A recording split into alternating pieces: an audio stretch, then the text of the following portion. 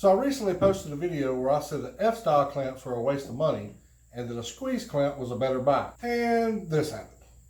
A few hundred people told me that I was wrong because the F-style clamp offers so much more clamping pressure. So I've always used the squeeze clamps and I've never really had a problem with a glue joint failing. So do you need the extra clamping pressure? I don't know.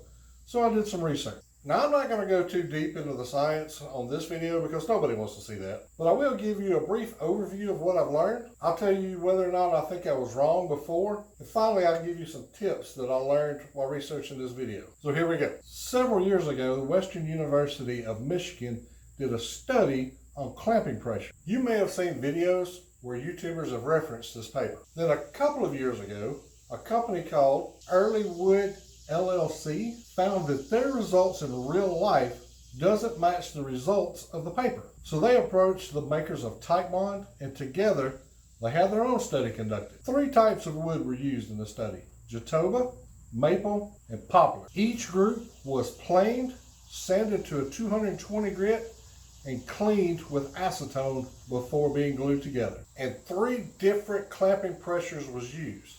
There was a 0.66 pounds per square inch, 150 pounds per square inch, and 1,000 pounds per square inch. And the results of this paper is the most surprising thing that I have ever learned in woodworking. It says, and I quote, "Each wood tested achieved its greatest average shear strength when clamped at the lowest tested clamp pressure." Did you get that? The greatest strength at the lowest clamp pressure.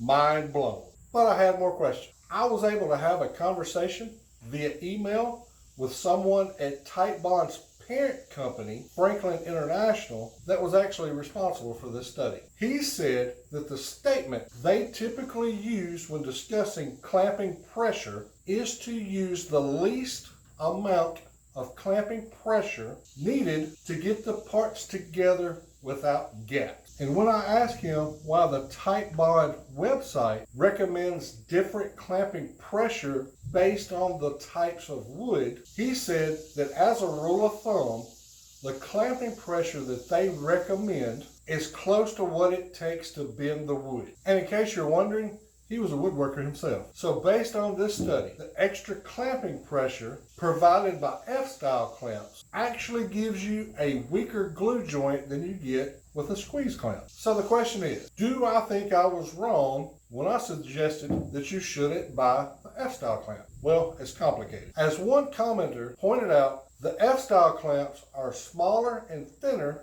than the squeeze clamp. This made me remember my chair build when I said, I have to use these stupid little F clamps that I hate. So with this happening on only one project out of 100, I'm going to put the F-style clamp in the category of specialty tools that you only buy when you absolutely have to. Speed round.